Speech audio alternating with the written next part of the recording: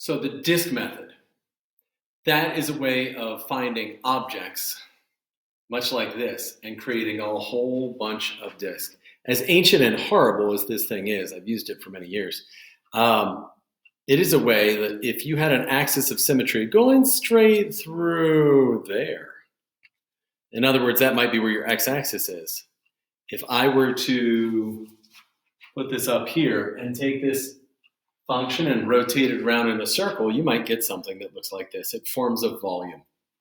So we're going to use this formula. This is just pi r squared, that's the area of a circle, times a little thickness, because each and every one of these tiny little things is just a circular disk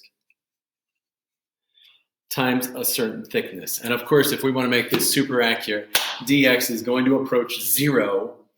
And to add them all up, we're going to integrate it. So this is what it might look like if I made a disk out of this. Mr. Ovalman, eat your heart out. No, not really. That's horrible.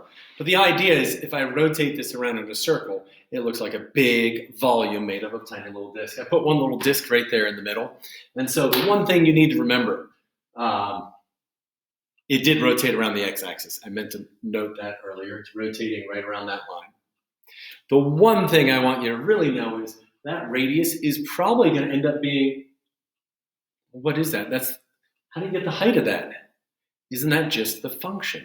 So when you write out your disk method, your radius is simply the function that's there. That's it. Now you just have to do a little bit of math. We'll square that first so we can rewrite it. Then we'll integrate it. We'll plug the numbers in. It'll be lovely. Yeah, something like that. Okay? But that's just the basic integral. That's just the basic math that goes with it. What if we took the exact same function, the exact same thing, but now we have a different axis of symmetry, a different point it's going to rotate around. Let's take a look at that same graph.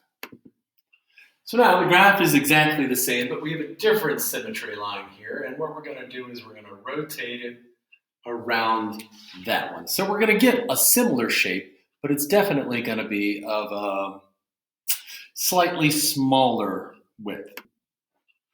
Well, I noticed that my drawing wasn't quite as symmetric as it was supposed to be, so I guess Mr. Ovalman doesn't have to eat his heart out. That's a horrible drawing, but imagine that it was actually rotated around there. So we use the exact same formula because we know the volume is just going to be the act of adding up an infinite number of these functions. Pi r squared dx. That would be known as a disk. We're going to add up a whole bunch of disks. So this is number 2 right here. From 0 to 4 about y equals 2. All we have to do is figure out what is that new radius. We'll take a look at it. It's not just the function anymore, is it? The whole function moved up. The function goes from here to here. If you want to find the length of that, just like the length of any line, can you just take that top number minus the bottom one? And the top is going to be the function itself. I might need a little more room here. It's going to be the function itself.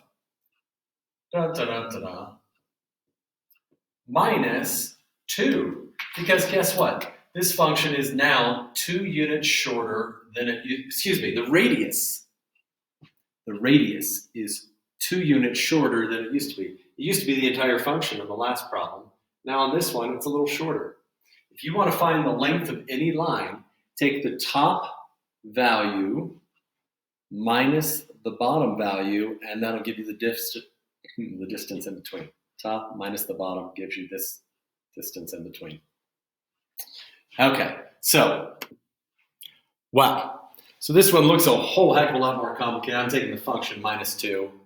That's my radius. I'm squaring it. Oh, 2 minus 2. A little simplifying. Great, we're done here. So that's what it would look like if we move that axis of symmetry. Let's move it once more.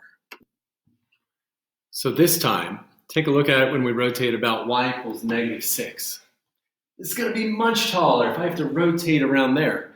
But the trick is, for every one of these problems, it's a simple formula. If you can just figure out the radius, you're in good shape. To get the radius, take the top minus the bottom. That's a super long radius, but to get that length, it's the function plus 6. In other words, it's the function minus the lower value.